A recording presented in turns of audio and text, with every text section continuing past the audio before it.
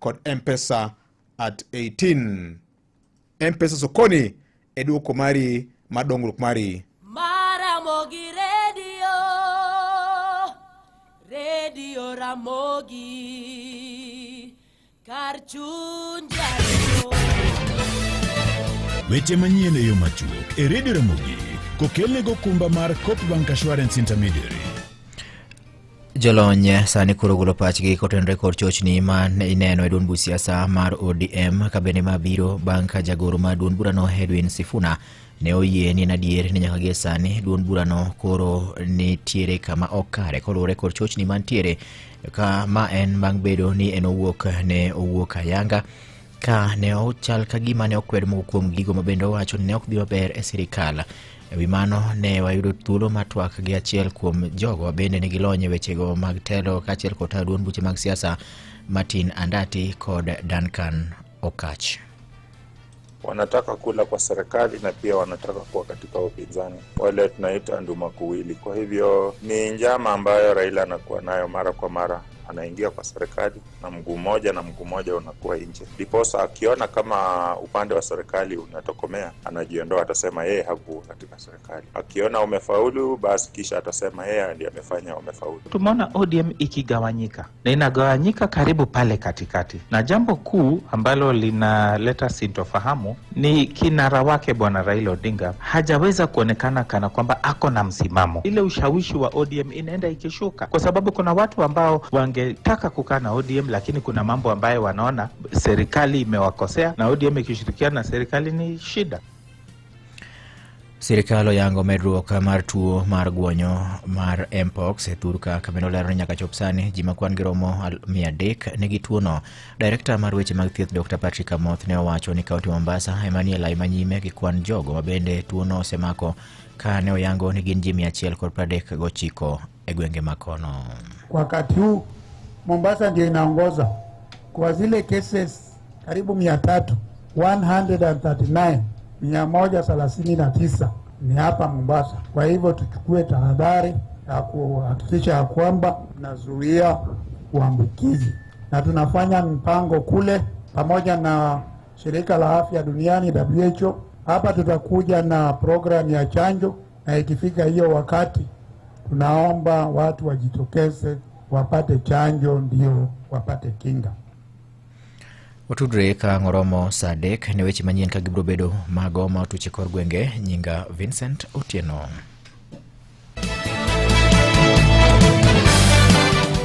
Mago ne weche manyien e yo machuok e Radio Ramogi kano kelningo kumba mar Copebank Assurance Intermediary. Obed ni dwara rita no handi mwando ni kata mana mar jomatiyoni. Okumba mar Copebank Assurance Intermediary tudi gi insurance mamoko mabiro mi duoko makare minyalo geno kuome. Limbad bengi mar Cop mantie machiegni kodi kata yuatole namba 0703 027 000. Koregi Ramogi FM biro Nyanza dala. Ekindeni ma M-Pesa yangu igni 18 wakelo ni M-Pesa Sokoni Roadshow mapek. Wukti tarik 28 dwe mar 7 iganiendi wagota che counties ma Migori kod Homa Bay. Kama bende wabiro yawa yanga M-Pesa Sokoni Roadshow edition mar Greater Western Region. Ei boma ma Migori kochakore ukinyi gi nyasi mapek. Wech biro choma wendo, Rongo, Rodi Kopany, eka watieke in style Homa Bay Town. Oticho Jasuba biro mi pi mar ngolo machwer kakoth live e Roadshow. Pokorumo ni mar tich ang'wen tarik 31 dwe mar 7 iganiendi wamoke Busia County. Wabiro chako gi Busia, Ugunja, Sia Town, Usenge, eka watieke in style Bondo Town. Kama the Joyman Musa Jakadala biro mi mor e stage ka stage. Tichabi tarik 1 dwe mar 8 iganiendi M-Pesa Sokoni donjo Kisumu CBD, Ahero, Awasi, eka wadok Kondele headquarters kama Oticho Jasuba diketo stage pin. Bodi Geso tarik 2 dwe mar 8 iganiendi korka en chuny party Nemar Mamboleo Stadium wabiro bedo kanyendo kochakore ukinyi nyaka odhiambo kama wakelo ni shopping festival. Kama bende ibiro chodho e mwandu mag Safaricom kaka simu, electronics, ekin mamoko e nengo moyweyo yweyo. Chop chon mondo miyud puonj kaachiel koda ber mathoth e M-Pesa Sokoni Dala Edition, nimar kochopo sa 10 mabidhiambo, koro en mana pati motwere nyaka chop sa yweyo. Donjo en mana opande mari ka ijagini 18 kadhi nyime. Jolendo mag Ramogi FM, Ramogi TV biro bedo kanyo inde M-Pesa Sokoni kamora mora mawachung'ie. Ramogi FM, kar chuny jaluo. Ang'o mamiyo wich ok diwil gi chiemo? En bedo gi mor kanyakla, hera mar adier kod ilo. Farmer's Choice loko ngima ma kawaida bedo sigana, nikech kiyiero Farmer's Choice ok ibi yudo mana chiemo kende, ibiro yudo mor mochwere. Je, unakohoa? Una joto jingi mwilini? Unatokwa na jasho jingi usiku? Umepoteza hamu ya kula na uzito wa mwili? Uchovu mwilini? Uchungu kwenye kifua? Labda unaugua ugonjwa wa kifua kikuu, yani TB. Habari njema ni kuwa matibabu ya kifua kikuu hayana malipo katika vituo vyote vya afya vya serikali. Tembelea kituo cha afya upimwe na utibiwe leo. Kupona TB ni lazima ukamilishe matibabu yako kulingana na maagizo ya mhudumu wa afya. Tujijali, tumalize TB. Ujumbe huu umeletwa kwako na Wizara ya Afya na washirika wake. Machiegni e Ramogi Baraza. Ramogi Baraza. Kuom twak mageri e yor siasa, ngima, pur, alwora kod weche mapiny orugo. Ramogi Baraza. Baraza gi VOJ.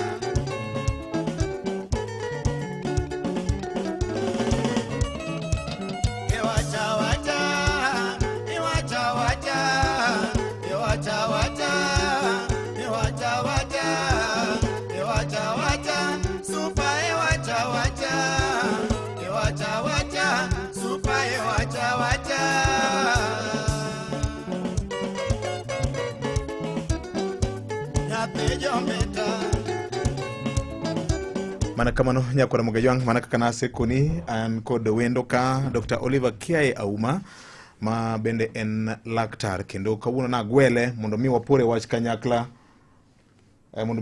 kanyakla kalore koda wach mar tuo mar hepatitis. Tarik 28 higa ka higa WHO diero ni en tarik mabende piny ngima goma chiemo ng'iyo ni to tuoni osenyoroweyo machalo nade, to gino kenge magi moseketi mar lo tuoni mabende achiel kuom tuoche mabende ni kelo pek bokalo ne ngima dhano. Mae momiyo kawuono an kod hawi mar bedo kod Dr. Oliver Kiai Auma ma wuodo ywa amiye thuolo mondo mosi nyikora Mogajwang. Machiegni daktari. Erokamano VOJ. Ndalo mang'eny. Erokamano ahinya. Amor kirwaka kendo mondo wawach hepatitis. Erokamano ahinya. Erokamano ahinya. Yes. Mana ka wachako mana kode iwacho ni parne gi uru kata gi ng'eya. Ng'eni ndalo moko ne mabedo gi tuo ka enani. Chien kocha chigni gini 4-3 mokalo. Yes. Tuo mar hepatitis en tuo machalo nade? Tang'o makele? Tuo mar hepatitis en tuo mar chuny. To chuny dhano nyaka wapoge ga adundo. Okay. Adundo en ogwecho kendo oro remo. Opogore gi chuny. Chuny iyudo bad makorka the right side. Oh, okay. The right part of the body. Kendo iyude e ginene e bua gogika. Kanye ma chuny nitiere. To kapok wawacho hepatitis, to dagomb mondo wawacha tich ma chuny tiyo. Nikech sama hepatitis obiro, en tuo mar chuny, to mono chuny timo gik ma chuny onego beni timo. Koro number 1, tuo chuny ginene. Chuny konyo gi digestion, gi rego chiemo. Chuny ni king'iye, samoro ko yang dhiang' to nitie gimoro makech mawuok e chuny. Koro gima kech no kedhno. Koro kedhno no chunye ma lose. To kedhno no okonyo gi rego chiemo, especially chiemo mag momo. Okay. Kato kendo ka ng'ato chamo gima rach kata ka sum odonjo e dend dhano, chunye magolo sum kata mana yedhe ma sama muonyo yath to yadhno sama the body go through the body tiyudo ni chunye magole e del. Kato chuny kendo en store okano gik moko kaka vitamins. Okano vitamin A, to okano vitamin D, to okano vitamin E, to okano nyaka vitamin K. Koro magi vitamins makonyo del e yore mopogore opogore. Kato kendo wan gi tuo konyo kendo e golo gik moko ma del tiyogo e yore mopogore opogore. Iyudo kaka ogolo gik ma mono remo poto, kasto ogolo gik moko ma be konyo del e yore mopogore opogore. Kasto kendo okonyo energy production. Iyudo ni chuny ni sama chiemo ng'eny, koro nyaka wakan chiemo moko mondo del bro tiyogo bang'e. Koro chunye matimo tijno. Kato kendo wan gi hormones. Hormones gin gigo makonyo del mondo oyudre gi del wadgi. Cell communicate gi cell moro, chunye makonyo produce some of those hormones. To hormones kiyudo nyaka the sex hormones, some of them are produced by the liver. Yes. Koro to the liver ni chuny en gi nyalo mapek kabisa nikech en organ manyalo regenerate. Kohinyore to nyalo timore nade? Onyalo losore. Yes. Koro kwadok e tuo mar hepatitis. Ma en tuo mar chuny. En tuo mar chuny. To ki translate directly gi dholuo to biro ni rewni mar chuny. To chuny rewni. Yes. Mano kiloke direct translation. To tuo ni en tuo ma koda ng'iyo to wanya ng'iye tieng' diriyo. Nitie tuo mobiro within a short time, within around less than 6 months. Mano luongo ni acute. To kokalo 6 months, ka tuo no kalo 6 months, to koro waluonge ni chronic. Koro acute ere gik manyamiyowa acute problems e chuny ka. Mokwongo wan gi kute, infections. To kute gi gipogore. Kae miyude hepatitis A, hepatitis B, hepatitis C, hepatitis D, to wan kendo gi viruses moko manyalo cause tuo mar chuny. Miluongo an example en cytomegalo virus. Kasto kendo kawae kute mag viruses go, wan gi yedhe mopogore opogore. Achiel kuom yedhe ma common manyalo cause problem mar chuny en Panadol mimuonyo ne remni. Koro Panadol ka ng'ato muonyo mang'eny to chuny hinyore nikech Panadol no okawo gig lwenje te mag chuny koro tiyogo te. Koro yath dong' ni ok nyal timore nade, ok nyal bedo detoxified, yath ok nyal gole system. Koro yudo ni yadhno ko accumulate e chuny to kelo midhiero. Kasto samoro ng'ato yudo infection, samoro ng'ato yudo kute mani kuonde moko, to tuo ni olandore makoro chuny be otimore nade, chuny bo bedo involved e infection process ma take place in the whole body miluongo ni sepsis. To kendo wan gi chronic causes. Chronic causes last time newa mention maber ni one of them en kong'o. Yes. Kong'o wang'o chuny. To kong'o mono chuny tiyo maber. Yes. kato wan gi nitie mo fat deno moni kodhiyo ginene kodhiyo kunore e chuny to kelo problem. Okay. Yes. Chon niluonge ni non-alcoholic fatty liver. Okay. To ti giloko nyinge. Iluonge ni metabolic dysfunction associated steatohepatic liver disease. To mae adwa emphasize nikech mae biro samoro gi lifestyle. Kit ngimawa. Nikech wan kamoro ka ng'ato dhi e butchers, jomoko bende ohero chiemo moted gi mo mang'eny. To be ok en kata chiemo moted gi mo mang'eny. Okay. Samoro en kaka soft drinks for example. Soft drink kata sukari ma madho e chai ni. Okay. Koro sukari ni ki tong'e mo bedo matindo tindo. To wadhi bedo gi sukari mitiyo go e tebo iluongo ni sucrose. To sucrose ni kipoge diriyo to obiro glucose to biro fructose. Koro glucose ni the body nyalo tiyo kode e yore mopogore opogore. The brain tiyo kode, muscles tiyo kode, obwongo tiyo kode, muscle tiyo kode, to gi organs moko tiyo kode. To fructose ni binyalo tigo produce golo energy mwatiyo go teko. Lakini en mondo miti kode nyaka lose mana e liver, e chuny. To the capacity mar chuny mar processed fructose ni tin. Koro yudo niya the excess madong bedo iloko mo. The body ng'iye kaka mo extra energy. To this extra energy odhi oloso kaka mo. Okay. To moni ko kunore e chuny ka. To mono chuny tiyo makare. Okay. Yes. Aya. Okay. Itemo lero kanyo mano koro chronic. Yes. Kongo gi mokunore mang'eny. Yes. Kato tuoche mane wawacho ka. Nitie moko mok changi within that time. Okay.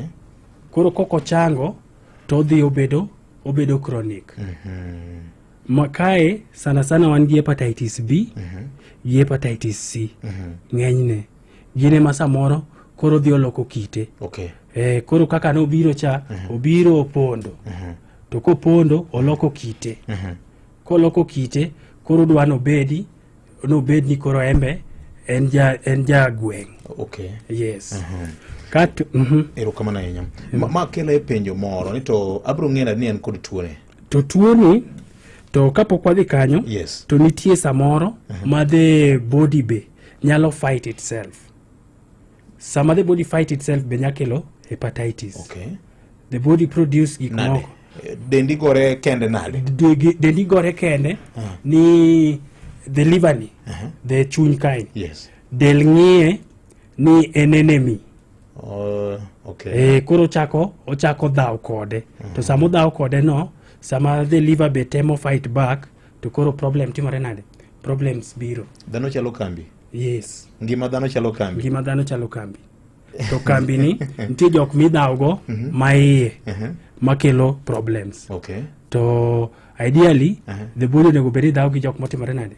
Jok mani oko. Jasike manoko. Mane monego be no dhawgo. Okay. To kolokre no dhaw kien. To embo nyalo kelo ang'owa? Onyalo kelo tuoni.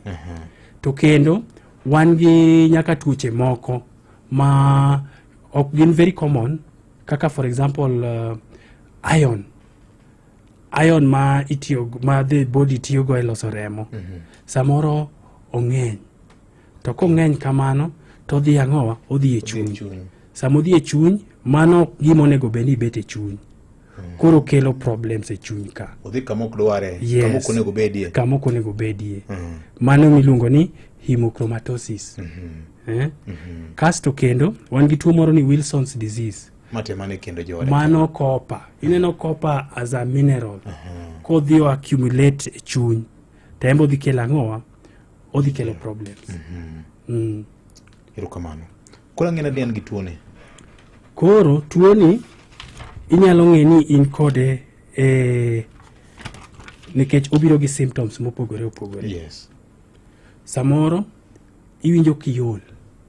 Iol aola tidwa ni nindi sate. To samoro kendo okos abdominal pain. Pinyi rami. To korami gi piny. Orami gi malo ka. Okay. Bute tiago gi ka. Ribs ka. Okelo rem. Kasto wang'i be lokore maratong'. Wang'i gi dendi lokore maratong'. Koro gi del marateng' to kinyal neno tong' neno. But king'iyo wang' kama, tido ka wang' olokore maratong'. Remember, chunyni, sama ineno kaka remo makwar, sana, obedo broken down every 3 months. Koro wachako that cycle. To sama obedo broken down, some of these products mawuok from that breakdown, wadhi tera ng'owa e chuny. To koro, sama chuny nigi problem, chuny ok nya golo gigo. Ok onya golo products mag breakdown remo gi. To koro koko nya golo, to nyiso ni products gi accumulate, to moko nya timore nadi, gikunore to moko nya dhi ma spread e body. Koro, iyudo ni wang' olokore maratong'. To ka en acute, to nyalo cause fever. Midhusi. Iwinjo gima joluo ohero wacho ni malaria. Iwinjo ka gima in gi malaria. Enano wich bar moro mokro. Yes. Kasto nitie symptoms moko mabe okadwa ni wiyo wil go ka. Urine be lokore. Lach lokore. Oko matin lokore. En gi kite moro. Kidien mane? Kite ni obedo koro chalo kaka Coca-Cola. Chalo rateng' kama. Nikech gik monego beni donjo kanyo ma nitie koro gik moko ma koro ok donj makare. Kata nitie gik moko ma koro bedo madonjo e urine ma ok onego beni donjo e urine. Ok onego beni donjo lach matin. Onego beni chuny deal kodgi kato giwuok e del. Kasto oko maduong' yudo kala mare from chuny. Nyiso niya products gi kok ginyal get to ombich, to koro the stool cannot get its color. Koro bedo pale. Kasto kendo nitie ich makuot. Chuny ni, one of the functions moko mabotimo kendo, o produce proteins. Proteins gi konyo remo pi bete ei remo. Pigni okonego beni obeti in other parts of the body. To kata ka gini in other parts of the body, there is usually very little. Koro yudo niya, ka chuny nigi tuo, to pigni ok nya bete ei remo. Koro pigni mol dhi ang'owa, dhi e ich ka. Koro iyi kuot. To ka iyi okuot, samoro ng'ato nyalo ng'ogo remo ka nigi tuo mar hepatitis. Samoro ng'ato samodhi oko maduong', to remo matimore nade? Remo ema wuok. To remo ni nya wuok because of more than one reason. Reason achiel, ne wawacho maber ni chuny miyo remo, mono remo poto. Koro iyudo ni remo koro ok nyal poto maber. Koro liu masamoro owuoka. Kasto kendo ne joma chuo, samoro iomo ka gima thuno omo ka gima biro. Gimiluongo ni gynecomastia. To magi biro ga especially a chronic phase. Kosebet e del mang'eny. Kato kendo wan gi nindo. Samoro iyudo ni nindo mang'eny during the day, gotieno nindo tamore. To kendo samoro onyalo kelo gimoro miluongo ni hepatic encephalopathy. Mano nyiso niya, toxins mane the chuny onego bed ni golo ka, gik maricho mane chuny onego bed ni golo ka ok wuogi. Koro moko timore nade? Dhi e brain. To samo dhi e brain oloko wich. Koro ma ng'ama onindo to be samoro kiwuok kode to komak gik monyise, koro oko ginene wiye wil mang'eny to bool sate. To samoro owacho gik mabe jok nyal winjo nikech toxins ka otimore nade odhi accumulate e brain. Aya samoro obiro gi leny, chunyi lewi, iwinjo heartburn, samoro inyang'ok, appetite be samoro lal. Daktari, iwacho kanyo imulo ne joma chuo ma igi berne, tine omako chuo gi mon? Omako chuo gi mon. Ok oyiero.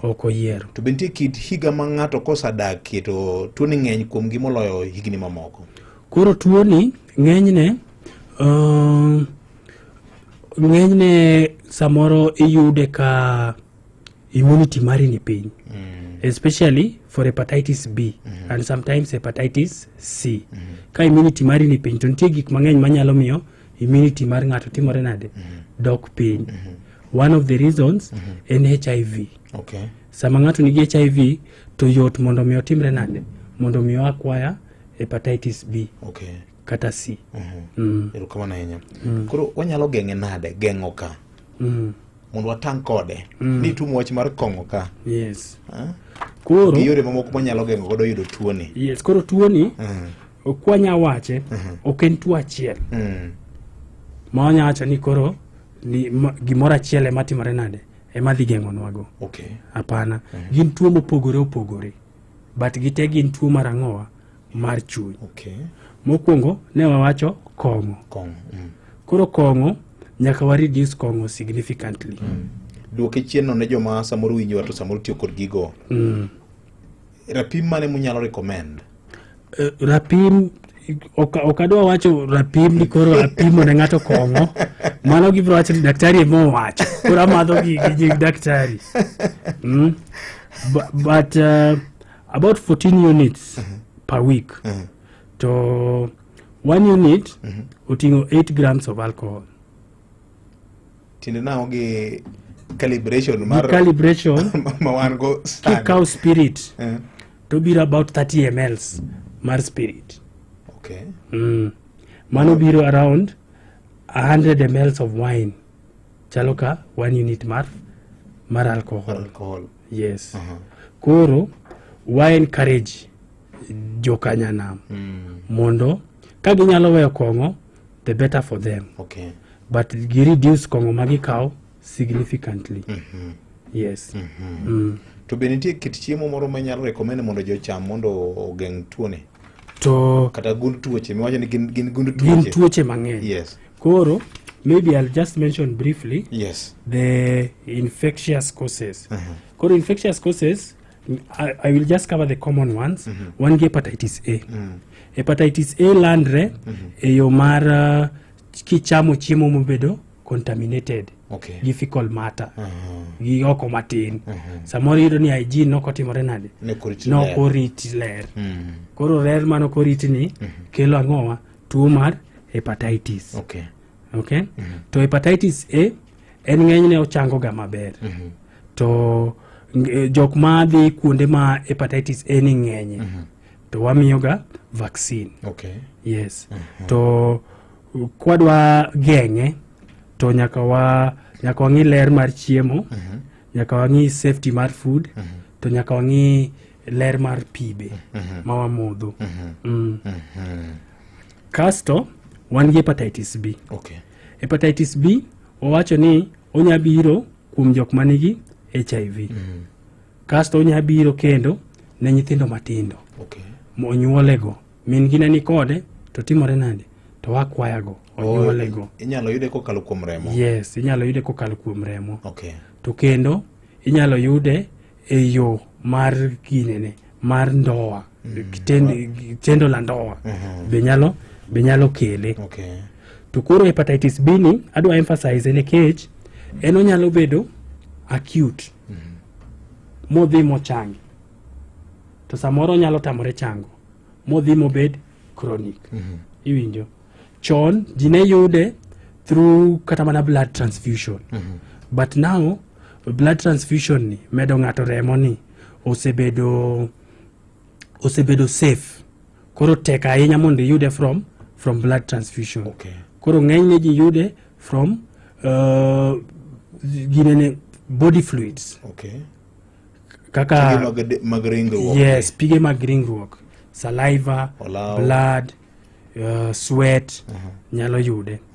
Koro jok matiyo osuptal be nyalo yude. Okay. Nikech koro gin gidil gi ji te, gidil gi jotuo. Koro kok gikaw necessary precautions kaka rwako gloves, kaka disposing sindan maber, to ginyalo timore nade? Ginyalo yude. Koro acutely en wa manage tu wa miye supportive management. Okay. Ka fever timi, ka midhusi ogoi, to midhusi ne motimore nade? Emwa control. Aya, ka ene in king'ok, to ng'ok ne motimore nade? Emwa control. To kendo kodhi obedo chronic, to thiedhe bedo matek. To most of the time thiethne bedo lifelong. To iyuarigo nyaka ngimani. Iyuarigo ngimani.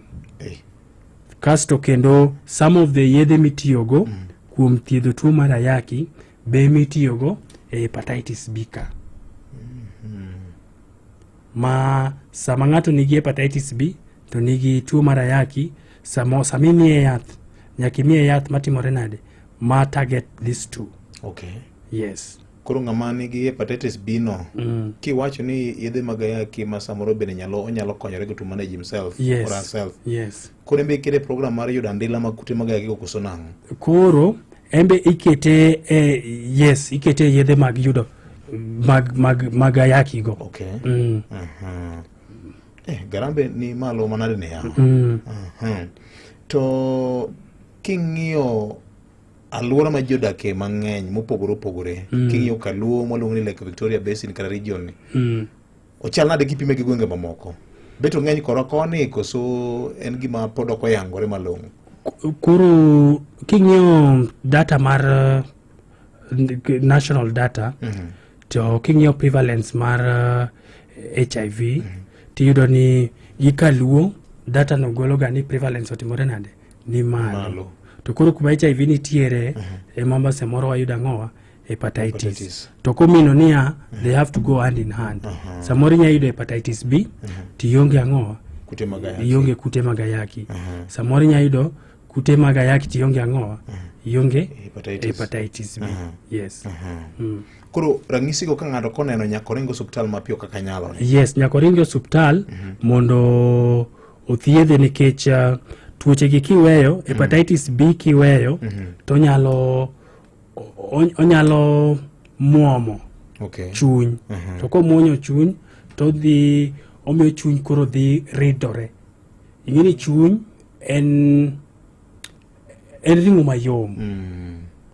To ring'o mayom ni, samoro koyudo, ineno mana kaka skin, samoro kiyudo mbala, to odhi oyudo mbala mang'eny. To samo odhi oyudo mbala mang'eny no, to ridore. To samo ridore, ting'eni kata remo kal kuome motimore nade? Mochomo yo. Ochunore. To koro ineno remo ni, sama ok nyal kalo kanyo, ting'eni oduogo. To koduogo, samoro duogo e kar chiemo ka, kuma chiemo donjo go e ich. To koduogo kanyo, tiyudo ni lechego, kuot ma samoro ginya timore nade? Ginyalo muoch, ma ng'ato ng'og remo. To nitie wach moro midwa medo kapok wa engage jopiny wayudo ni jopiny gi penjo mage? Erokamano. Adwa medo hepatitis C. Yes. Hepatitis C is it was discovered recently. Nobody discovered recently in the 90s. Okay. So it was a very stubborn disease. Nikech golo chuny ni keto ni chuny manyien. It was one of the most common reasons ma ji miyo chuny manyien moa kuma chielo. To embe obedo transmitted e yore mag sexual transmission kato embo nyalo dhi e chronic phase. To kodhi e chronic phase no to ohinyo chuny kabisa. To berne ni ento sani nitie yedhe mang'eny mabeyo manyalo timore nade manyalo konyo e thieth mare. Erokamano ahinya. Nyakuramogi wendo mara en Dr. Oliver Kiae Auma ma bende kawuono puonjowa weche mag ngima kaka pile ngimani mwandu ni Nyakuramoga Jwang' ma momiyo kawuono na neno ne kaber nono to waloke tanga kidogo, waloke tanga matin mondo wang'e to ngimani chalo nade. Ka in gi penjo moro amora wabro mi thuolo mondo ywato achiel kachiel penjo mari achiel kachiel okinyi ma kawuono. Kama bende pod amedo ng'isi ni kambi ma Safaricom kendo ni M-Pesa Sokoni nyo wantiere kaunti ma Migori kod Mabei. Kawuono jowetewa ma Joges FM nitiere kaunti ma Kisii, King Citizen Radio nitiere Majengo, Chavakali, Lurambi, Lubao, kambi ya Mwanza, Kamukuyu, Chwele kaachiel kod Bungoma bende. Daher mar ng'isi ni Ramogi FM biro bedo Busia County, Ugunja, Gisia County, bang' Busia Town gidhi Ugunja, gidhi Rang'ala, Bumala be gibiro betie, Usenge, Siaya, Nyamonye, Kanyakla kod Bondo. Ka chieng' Friday wan Kisumu, Ahero, Awasi, Katito kaachiel kod Kondele Nyakuramogi. Kambi mar Safaricom ma okelo chenro mar M-Pesa ni hingo hike mar 18 ma miluongo ni M-Pesa Sokoni en chiro mokelni mwandu motiap kanyo e nengo mogore piny, e nengo mogonyore Nyakuramogi. Kit mwandu moro amora midwaro. Chieng' tich ariyo dwe mar 8 higani wanago kambi Jomo Kenyatta International Stadium, Mamboleo Stadium kacha. Ka bende Nyakuramoga Jwang' wana mi yot mar nyiewo mwandu kokalo kuom M-Pesa Sokoni Festival. Donjo biabia kacha tinyiewo mwandu iyawe saa 3 mar okinyi. Odhiambo wabiro bedo kod gima waluongo ni sherehe moro ma giluongo ni M-Pesa Nation Style ne joma igi osechopo 18 kadhi malo. Ibiro mana kod opande mari bi mondo cham danje kende mor ka wadhialo higa mar 18 mar M-Pesa mamo miluongo ni M-Pesa Sokoni Festival. Kuom mano bende abiro dhi nyime kod ng'isi mamoko mathoth ma onego bed ni koro ing'eyo kokalo kuom chenro ma kamano. En saa 2:38 mar okinyi masani ma Ramogi Musainya. Inyalo ywa tol, inyalo orna voice note mari ka kod penjo mari achiel kachiel ka Nyakuramoga Jwang'. To wendo mara biro kawo thuolo mar duoko penjo mari ka. Aneno ka Salvan Akoth. Erokamano ahinya Salvan Akoth. Wacho ni maka jomo oyawore. An be achich ni kamoro an gi tuo ni nikech tong wang'a osebedo ka lokore maratong' to aneno mamiri ok aneno maber. Dibeni ma en rang'isi mar tuo ni koso nang'o? Konyauru. Nixon Aumo Jagongo Nyawita kani komaro wacho ni VOJ penyna jalony ni to en ang'o makelo remo marumo e del wang' ka wang'. Okay. Otieno from Ringa penjo gima nyalo miyo bat korka cham ng'ich nyaka e tiendi piny. Ang'o makele? Okay. Maka Juma ambe noyuda kod hepatitis B to nokonya sani kora neno kadhi nyime kod thieth mara e yo mayot ahinya. Nyinge en Valeria Kinyi kawuok e dala mar Kasgunga. Ma odhiambo oyieke opino ka an kabuoch Konyango maram penyna jalony ni is there a total cure for all types of hepatitis? Be wan gi thieth mochwere mar tuo mar hepatitis ni gunde no te? Erokamano ahinya. Maka Juma oyawore jowa nyaka yud information kendo ber makende ka ikelo jalony okinyi ma kawuono. An antie kod tuo mar sukari kendo nyocha yud ni kamoro an gi tuo mar hepatitis ni penyna jalony to bende gin gi tudruok moro amora gi tuo mar sukari bende. Okay, daktari akwaye ni duok penjo mopenjgo. Yes. Kur adhi chako gi ng'at mane openjo ni wang'e lokore maratong'. Wang' ka lokore maratong' to nego dhi omany thieth. Okay. Onego dhi ong'iye mondo ng'i chunye mondo wang'i ane ka chunye no ler kata tiyo maber. Koro ento odhi mondo ng'iye mondo onyalo bet gi hepatitis. To komino samoro niya ni tong wang' te ma yellow is due to hepatitis. Kasto kendo ng'ato no penjo ni remo ma motimore nade? Remo marume del. Koro in summary, remo nyarume del in different ways. Okay. Either walose remo no. Samoro ng'ato nigi ulcers. To ulcers samoro bleed. O bleed mos ka ng'ano timore nade, ka ng'ano kia. To mano dhi timore nade, dhi miyowa remo dok piny. Samoro ilose remo ka nyithindo, ka joma mine. Samoro sama gidhi nyuol ginya lose remo. To e dwe pile sama gidhi e dwe samoro gi lose remo mokalo the level motimore nade monego beni o lose. Koro the body dhi in a deficit. Kasto nitie tuoche moko mabe miyo remo tore. Koro remo kotore kaka sickle cell for example miyo remo tore del. Koro walose ang'owa, walose remo. To kendo samoro nitie remo ni king'iye ti igole ondhudho mar chogo. Ting'eni samoro ondhudho mar chogo ni nigi problem, either leukemia kata gik moko donje iye kanyo mok nyal timore nade. Koro remo ok nyal lose yo maber. Koro remo miloso ok en remo manya konyo. Koro mago te ang'owa cause remo rume del. Yes. Is there a total cure for all types of hepatitis? No. Some of them, kaka koro hepatitis B, and lifelong. What mean lifelong treatment? To nitiere stages moko kaka koro ka ng'ato we kong'o in the early stages mar tuo mar chuny. To chuny nyadok ma bed normal. Kano kotimore ne kowe kong'o at a very early stage. To gigo be if we don't do necessary prevention, tiyudo ni wanyalo yudo kata mana cancer mar chuny. Yes. To ng'ato no penjo ka nitie tudruok mar tuo sukari gi hepatitis. Anyalo wacho ni nitie. To gimomi anyalo wacho ni nitie nikech del mawan go ni mondo mi wa regulate sukari wa produce gimiluongo ni insulin. To insulin ni kawa produce sama mo nie chuny. To chuny does not respond well to insulin. Ingini chuny is one of the organs ma respond to insulin. Nekech odhi okaw glucose mane ni ng'enye blood cha. To loke into another storage. Oloke glycogen. Koro sama wan gi insulin resistance makelo gimo manie chuny. To nya timore nade? Onyalo drive the disease mar ang'owa mar diabetes. But not a direct it's not a direct cause. But onyalo biro as a consequence. Erokamano nya. Sa ina riyo gi dakika 44 mano mar okinyi masani nyakoro Mgwajwang. Ber ka koro to awinjo kuomi bende ki penjo achiel kachiel gi daktari mabende an go ka nikech wadwa ni wakonyre kodi nyakoro Mgwajwang. Maramogi. Hello VJ. An gi penjo kuom daktari. Nantiere gi jatuo ma liver ne noyudo koyawre. To gik mowacho go te notime nochako gimoro after 1 year no olayo remo matin. Odhi oko mar remo norumo ne momede.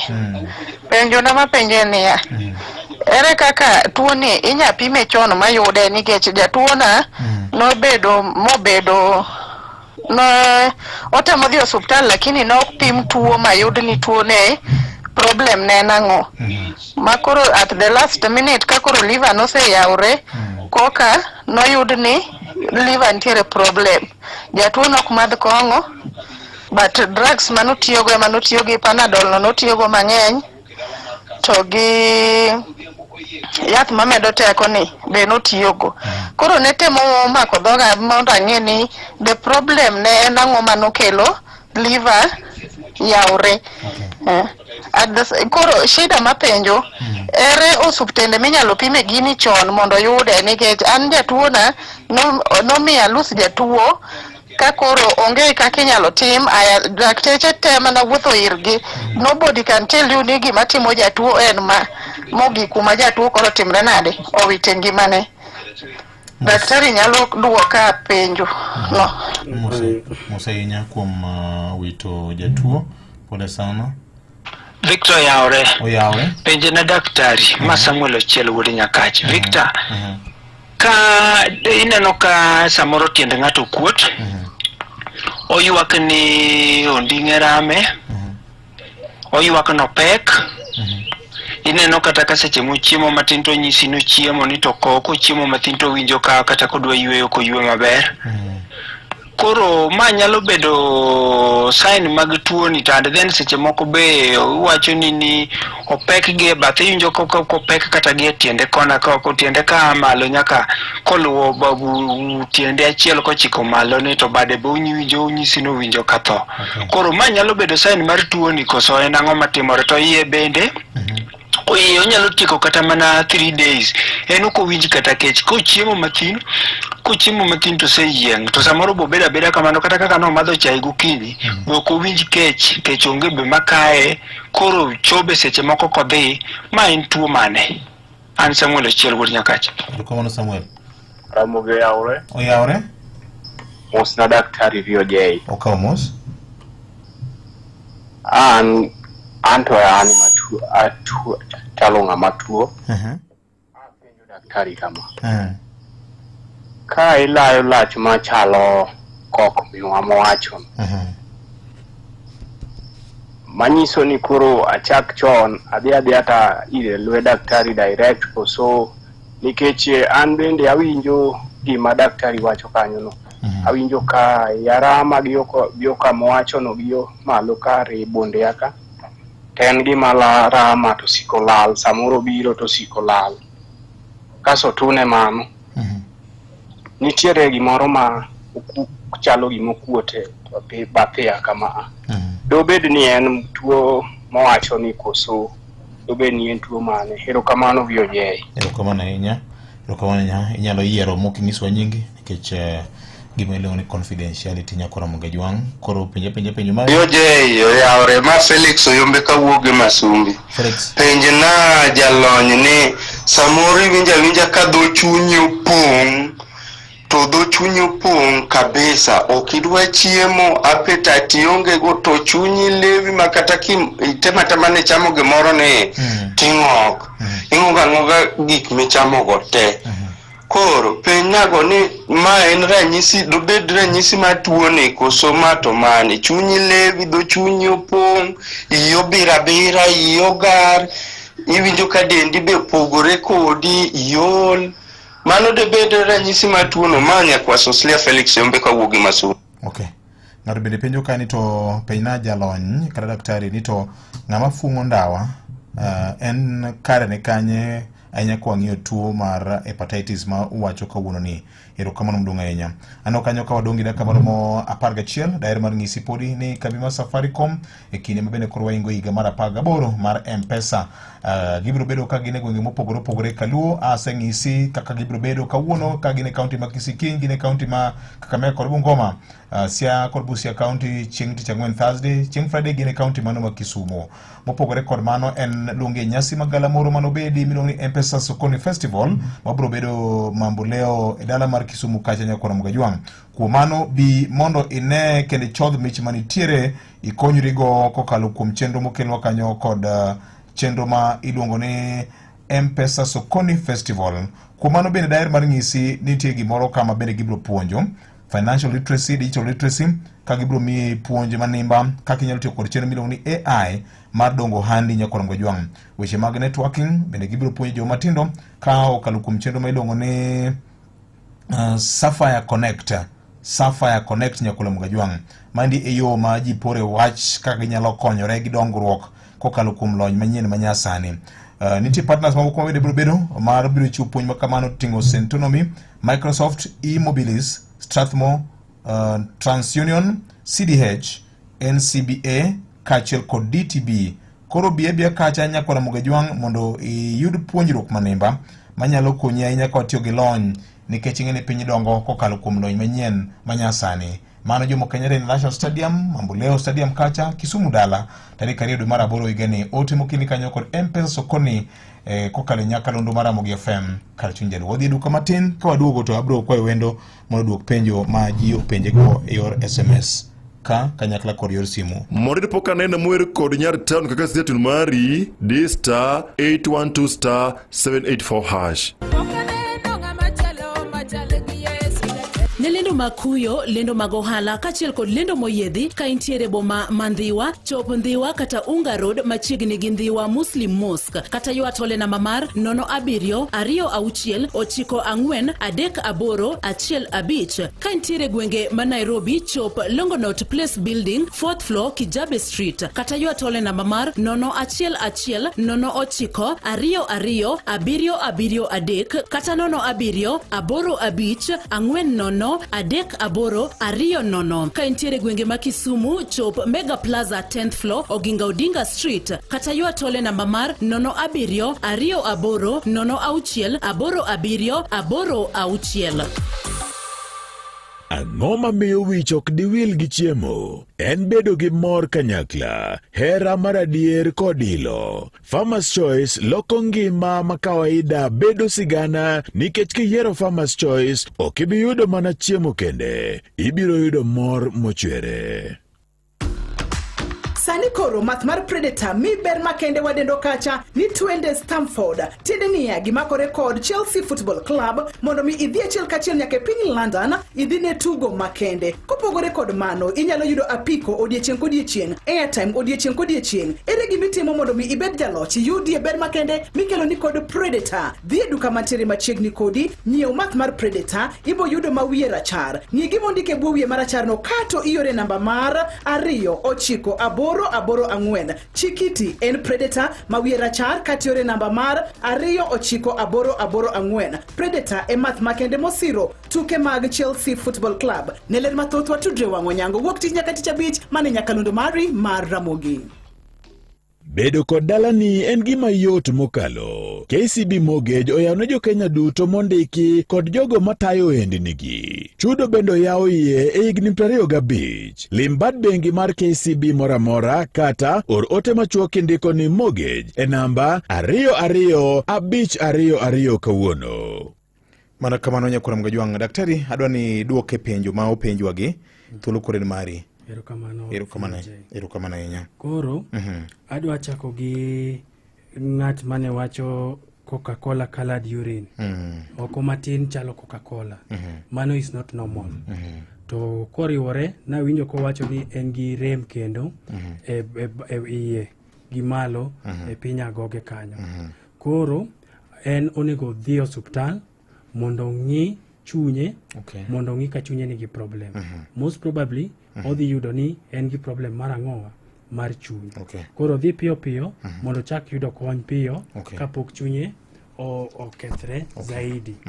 Kasto kendo ng'ato nowacho ni tielo makuot samoro owinjo kopek to kochiemo to be owinjo koyieng' piyo. Koro kuot mar tielo gik mang'eny nyalo kele. Kata mana kuot mar tielo inyalo yudo ni nyarogno ka nigi problem ok onyal timore nade, ok onyal golo pi ma excess. Nyiso ni pigni dhi chokre del. To kochokre del to dhi piny nikech gravity ema tere ang'owa ema tere piny kuno. Koro mano nyalo bedo tuo mar nyarogno, onyalo bedo tuo mar chuny, to kendo nyalo bedo tuo mar adundo. Koro nyaka dhi ng'iye mago te. Nikech ing'eni sama pi nie del mopong'no e ich kae bopong'. Ting'eni ich mopong' gi pi ok nyal handle chiemo motimore nade maber. Koro saa michiemo tiwinjo kiyieng', samoro iwinjo kidwa timori nade kidwa ng'ok. To ng'ato nochako penjo nang'o ni chunye lewe, ong'ok, oonge appetite, to saa mochiemo to timore nade ok onyal contain that chiemo. Koro wan gi tuo moro be miluongo ni gastritis. Gastritis ni koro en tuo mar ich. To nitie gik mang'eny makele. Embe kimuonyo yedhe mag pengi mang'eny kaka diclofenac kata mana brufen. Ini ka gimoro goyi matin tisedhi e brufen. Mago nyakelo ang'owa tuo mar gastritis ni. To kendo wan gi kudni moro miluongo ni H. pylori. To H. pylori ni ohero dak e ich ka. En odak e ich ka. To embo nyakelo problem ma ng'ato lose appetite, ng'ato winjo ka chunye lewe, ng'ato ng'ok. Koro en be onego dhi ang'o, onego dhi osuptal pime H pylori ni, ng'i chunye kaka chal, mondo ng'iye gik mamoko. Onyalo bet ni en gi shida monego beni ing'iyo. Yes. Gima lich ahinya ka afwenyo ni kare ka wiyi moro bari kik thor monya yath mi ji ong'iyo ni pen kila moro an go kan gi diclofenac moro ka amuony, an gi paracetamol moro ka amuony. Kik watim kamano. Okay. Kik wang'iye yath. Kik wang'iye yath ahinya. Ng'eny yedhe gi ji muonyo gi amuonya. To ok onego bet kamano. Okay. Iyudo kata ni ng'ato tiyo matek, samoro dende rame matin, to osedhi okawo brufen. Hapana. Kik timo kamano, to odhi owang'o ich. To protective layer mar stomach cha timore nade? Kethore. To nyakelo ulcers ma ng'ato ng'ok nyaka remo. Kasto ng'ato nopenjo ni ne nigi remo lach matin, oko matin, kasto nopenjo infection. Koro sasa ma in gi symptoms gi, onego timni ultrasound mar the abdomen, mondo ng'i abdomen ni ochal nade. To samoro ing'eni kitimo that ultrasound, kaka koro japenjo mokwongo. Yes. Onyalo bet tuo mane waluongo ni metabolic, tuo ne waluongo ni metabolic dysfunction associated steatohepatic liver disease. Mano odhi otimore nade? Odhi ochokore gine chuny. Koro kidhi timo ultrasound, to samoro inyalo yudo. To nitie test moko ma advanced ma ng'enygi ok inyal yudo kaluo. Nitie scans moko ma kitimo tinya ng'iyo tuo mar chunyno chon. Koro nitie ways ma ginyalo bedo detected, kaka koro hepatitis B for example, ka ng'ato ni kod inya pim remo. Hepatitis A stool inyalo pim stool, hepatitis C inyalo pim remo. Koro tuoche gi nitie kaka inyalo pim gi chon ma geng' gi chon. Erokamano ahinya. Daktari, aneno ka sawa orumo ka. Wach mane minyalo wegodo jowinjo mag Ramogi FM? Kendo erokamano ahinya kuom biro kendo leronwa weche gi duto. Gin weche mangima mokalo, nikech aneno ka ji pod chuny gi gadundo otamo ji pogo. Erokamano ahinya. Wach mari mogik? Wach mara mogik, adwa nyiso nyikwa Ramogi ni ngima tin, to ngima iginene ikongo akonga. Koro mondo mi wadag long, mondo mi wadag ngima maduong' ma healthy, nyaka wang'i diet marwa. Chiemo kaka chumbi mang'eny wawerego, soda mang'eny, sukari, soda mago ok chiemo. Mago kanya wacho, anya classify them as poisons. Mago ok gik ma dhano nego beni chamo. Gin gik mamiyo dhano yudo problems mang'eny. Kasto kendo wabeduru jok mawuok ni wawuotho. Nyakitim orako. To kinyalo, to kata wuothno inya medo kata mana gi other exercises, kaka chuma binyalo ting'o, nikech chuma ber, miyowa muscles maber, kendo konyowa dhaw gi tuoche ma chronic gi. Kaka koro wan gi other diseases kaka diabetes, hypertension, monego beni watimore nade? Wa consider prevention. Koro a good diet and exercise. Kasto kwa maintain mental health marwa be. So those are some of the ways mwanyalo tiyogo mondo wabed gi a long life. To kendo ne jogo ma ikgi oselony, ikgi osemedore, gisechamo chumbi mang'eny, gimbe wa encourage gi ni gitimre nade? Giwuog oko gi wuothi. Wuoth ema dhi konyowa. To ka ginyalo, to gimed nyaka gi orako mamoko mopogore. Samoro nyaka ondiga no, iwuoth idhi e center, i exercise your body, iduogi. Samoro inyaka udhok ilagi, iwuoth itimri nade? Iduogi. Beti gini samoro dhi ng'olo yiende moko. Yes, samoro dhi ng'olo yiende. To beta ni bet, especially chuo makaluo en samoro kosebet kamano to gik moko te ikelo ne kumotimore nane kumobetie no to mano ok ber gang'owa jadhako ruoth lakini ok ber gi health mare samoro wuotho dhi otimo gigo mondo yud health benefits to chiemo be wachiemuru maber wan gi chiemo maber kaluo wan go mena wan gi rech wan gi ringo wan gi everything wachiemuru chiemo maber wawere uru gi soda gi chiemo mubedo processed gi kaka koro iro ni ji kidhi KFC Iwiro donjino e kot. Kikwaluong brands. Aya, samoro kidhi gine. Chiemo moko mag hao ge. Chiemo mag hao ge. Kaka jomoko luonge. Chiemo mag hao maraka gi. Chiemo go kelo nwa ng'owa. Kelo nwa problem. Erokamano VOJ. Erokamano nya Daktari Oliver Kiayauma kuom puonj manimba. Daktari nowuok mane tich obiro ka mondo ogolo dok e itwa nyakwaro Mungajuang. Kumano ndalo machon cha nano ka dawa ne chwako mena kata meno ne chwako mena ma chwake to ma eni kedi dakika matin kende to segole kendo hao ni wahero gik moko maraka wayudo weche manyien kod Vincent Otieno nyakwaro Mungajuang. Matuch ka kod kacha wan kod yondamo kondamo mar yango ni matimore e kor gwengewa kokelni gi Bank Assurance Intermediary.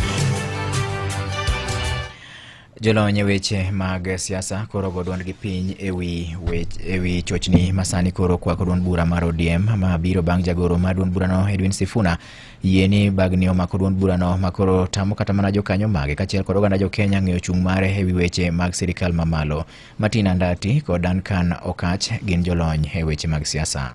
Wanataka kula kwa serikali na pia wanataka kuwa katika upinzani, wale tunaita ndumakuwili. Kwa hivyo ni njama ambayo Raila anakuwa nayo mara kwa mara, anaingia kwa serikali na mguu mmoja unakuwa nje. Diposa akiona kama upande wa serikali unatokomea, anajiondoa, atasema yeye hakuwa katika serikali. Akiona umefaulu, basi kisha atasema yeye ndiye amefanya umefaulu. Tumeona ODM ikigawanyika na inagawanyika karibu pale katikati, na jambo kuu ambalo linaleta sintofahamu ni kinara wake bwana Raila Odinga hajaweza kuonekana kana kwamba ako na msimamo. Ile ushawishi wa ODM inaenda ikishuka kwa sababu kuna watu ambao wangetaka kukaa na ODM, lakini kuna mambo ambayo wanaona serikali imewakosea na ODM ikishirikiana na serikali ni shida.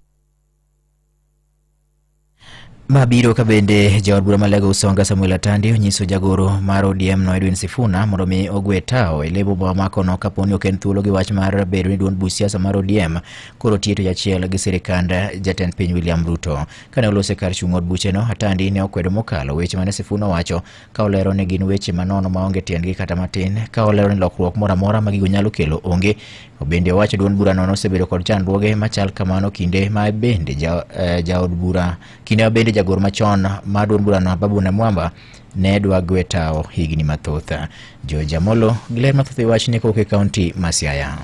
Samuel Atandi mabende jakom komiti mar budget od bura mamalo okono Sifuna mondo wuoga e duond bura mar ODM ka okomor gi okang' mane duond bura no kawo mar tiyo gi piny owacho. If ODM was to fall, ODM would be sorry because of exit of Babu Namwamba. Babu Namwamba knew that akienda ataenda na chama. Babu is today history. Nobody even hears about Babu Namwamba. Sasa hii Sifuna akienda, what will happen? Si tuendelea tena maisha.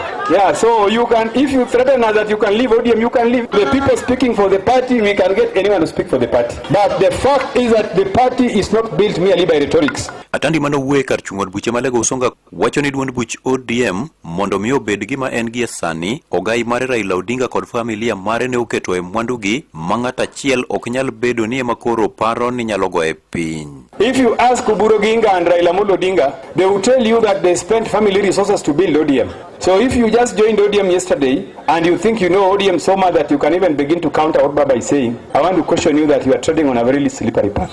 And we don't fear anybody. ODM will never be brought down by one rhetoric. There are huge investments which have been put in the party by Raila Amolo Odinga and the family, and these are things we cannot take for granted. When Baba speaks, we respond and we act accordingly because we know the sacrifices he has made and the investment he has put in the party. Ka jogo ma ok mor gi bedo gi e piny owacho okono mondo tergi mos ka okono Sifuna mondo wachie gi mosechiwo ma inyalo siem e wach dongruok mar duond buch ODM. I want to tell our people, members of our party, those who are in our party who are expressing divergent views about our partnership with William Ruto, that political parties are not are not anchored or they are not built merely by rhetorics. You don't build a political party by simply rhetoricing and making noise. Political parties are built even using resources. So even if you are a member of ODM and you are holding a leadership position in ODM, you should tell us how much contribution you have made in ODM other than rhetorics. Because some people who have all simply came recently and the only thing they do is to make noise. They seem to talk like they know they are holding ODM party like this. Magitimore sama igeno ni ogai mar ODM Raila Odinga dhiluongo romo mondo twagie weche makelo pogruok e duond burano. Ne Radio Ramogi e kaunti ma Siaya, an George Amolo. Imedo winjo weche matut e kor gwenge gi Vincent Otieno. Aguch omenda mar dongruok e kar chung' od bura ma Karachuonyo otero e tiegruok mar riembo nyamburko rowere ma kwan gi romo 600 kaka yo mar sirogi. Rowerego mathothgi ne gin jo bodaboda koro biro yudo tiegruok kod lony mar riembo nyamburko mopogore opogore ka chenro ma kamano en achiel kuom yore mag mar kedo kod weche mag nok mar tije e kind rowere e alwora ma kono. Ali Abich gi le mathoth wacho ni kok e kaunti ma Homa Bay.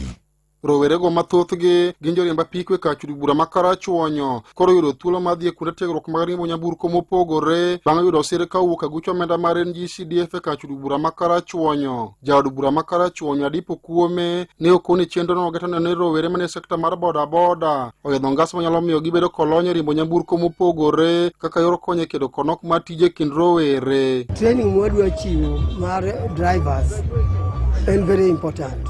Nikech wadwa mondo nyithi Karachuonyo obed good drivers ma ok ong'eyo driving bende puonj driving nikech gima thago chunya moloyo en unemployment. To youth wa nyaka bed gi employment. Boda mondiko ji mang'eny sana Kenya mondino. Karachuonyo bende en mana kamano. Koro wadwa mondo jok mane nie boda be watero dhi otim training mar driving kata matokni madongo kata matindo. Adipo ne oyango ni chenro matero rowerego eko e kuonde tiegruok mag riembo nyamburko omuonyo omenda mar CDF mar $12 mondo rowerego ilony manyalo konyogi e chiwo thuolo mag tije. To training wuonego biro kawa $12 mondo mi watime mwatieke.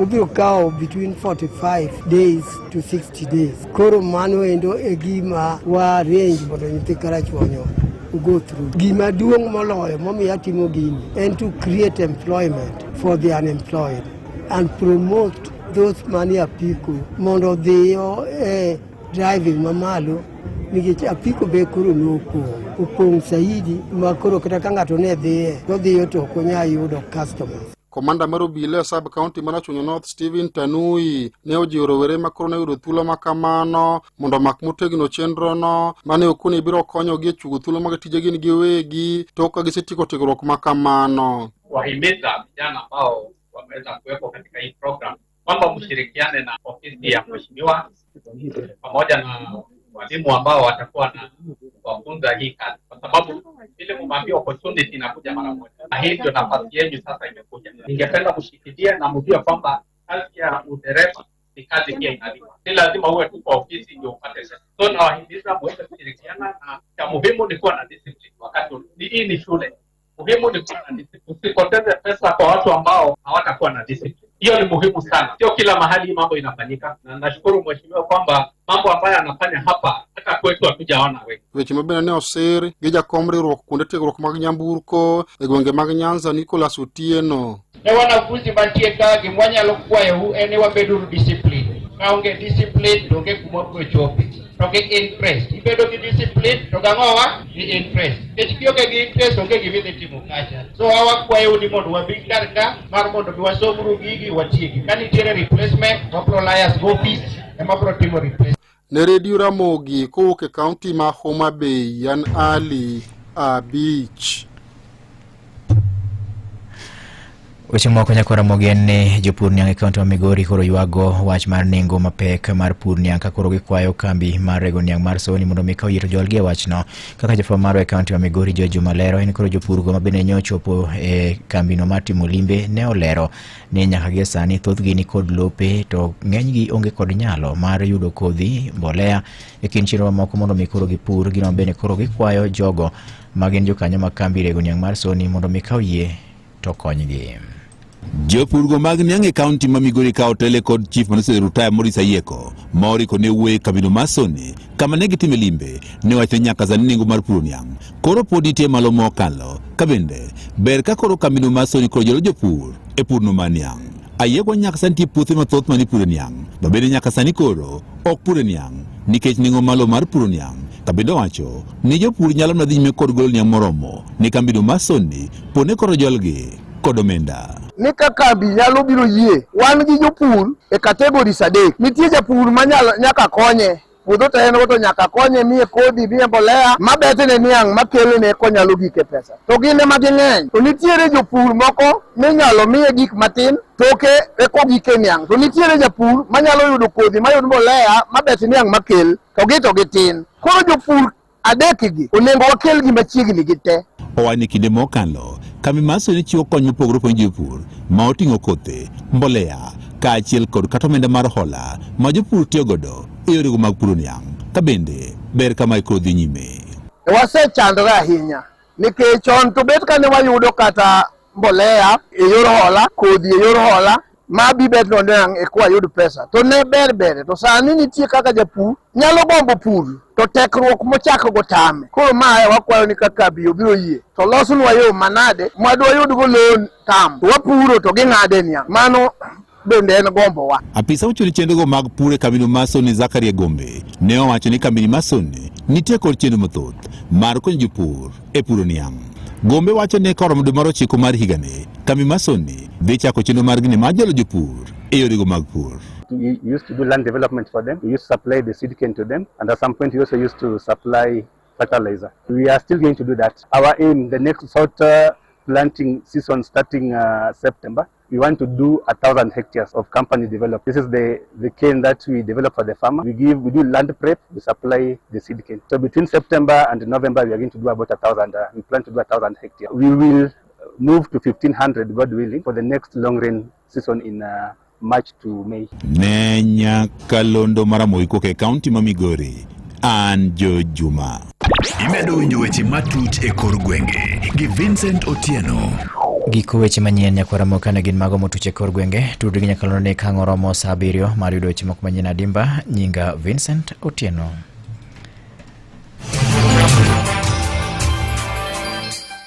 Magone matuch ka kod kacha. Wan kodi ondamo kondamo mar yango ni matuche kor gwengewa. Kano kelni go kumba mar Coop Bank Assurance Intermediary. Obed ni dwara rita no handi. Mwando ni kata mana mar jomatiyoni. Okumba mar Coop Bank Assurance Intermediary. Tudi gi insurance mamoko. Mabiro mi duoko makare. Minyalo geno kuome. Limbad bengi mar Coop mantie machiegni kodi kata yuatole namba 070 027 000.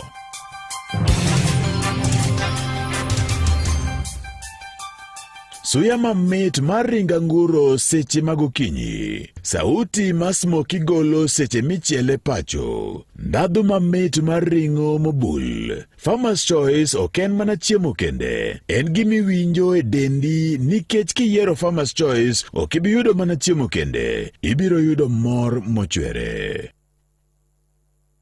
Monid kwa odari mweri kod jako kaka sitetun mari D*811 414 hash.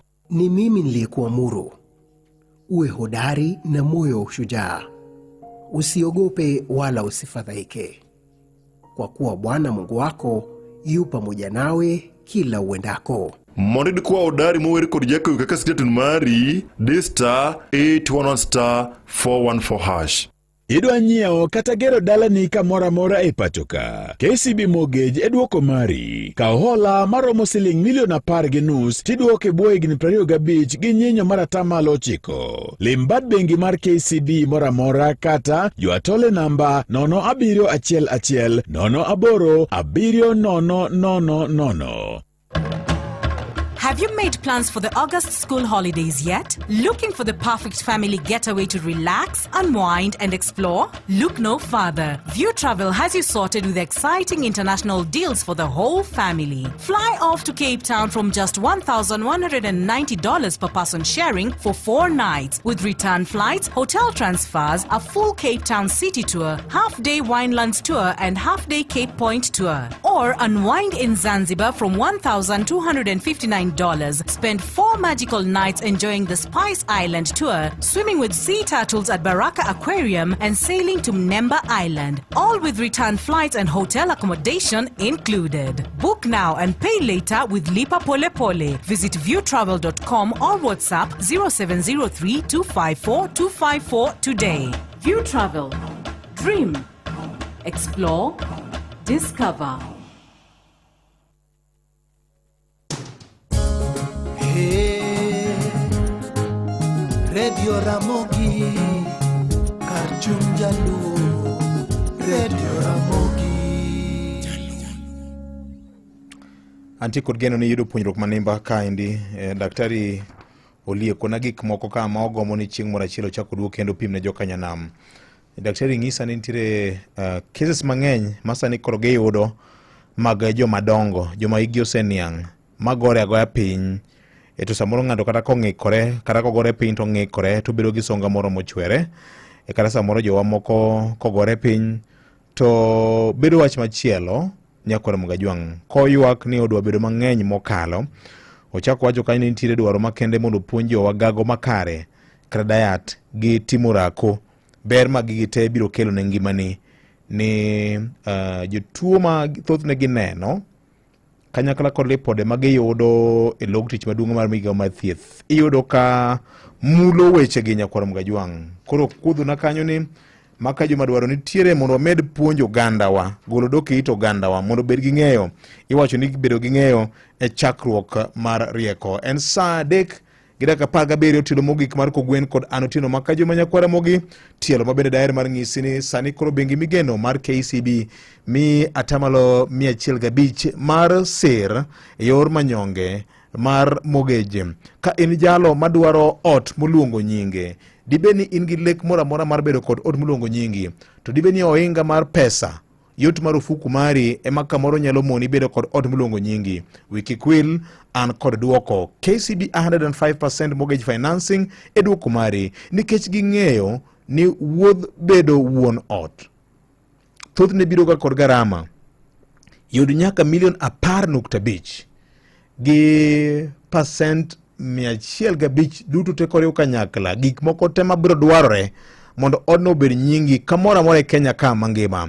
Gimitim ng'iswa mana lek ma in go mar bedo kod ot to en kanye, to modong' to KCB biro kawo ting'. Kata kiero midwa ni siem, kata kiero midwa ni ger Nyakwar Mogi moseger, kata kiero midwa ni ger, KCB nigi yot mar timo ni kamano.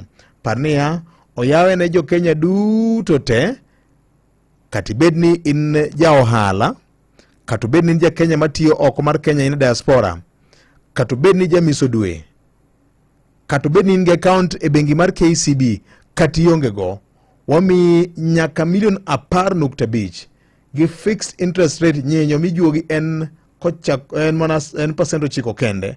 To konyruok ni iduoko e bwo higni 25 Nyakwar Mogi. Gima duong' en yangno anena kama lek mari yiengore ni en ot mane midwa ni inyiew obed mari, iloko obed mari, kata midwa ni ger. KCB biro mi KCB 105% financing ma waluongo ni Jenga Dreams yako bedo a reality Nyakwar Mugajwang'. Kora jiwi ni okang' mokwongo tik en limo bad bengi mar KCB machiegni kodi.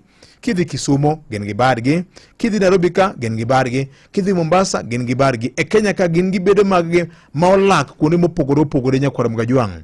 To ka in diaspora, kaw namba ni, or mana oti ni mortgage e 22522 kata yuatol e 0711 087 000. Namba en 0711 wuo gi jo KCB kawuono mondo lek mari mar bedo kod ot ochop kare Nyakwar Mugajwang' e yo mayot mokalo. Awacho kanyo pile ka pile ni KCB for people for better. Ramogi Radio Ramogi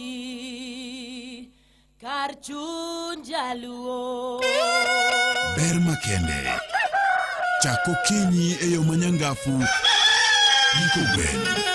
Kogwen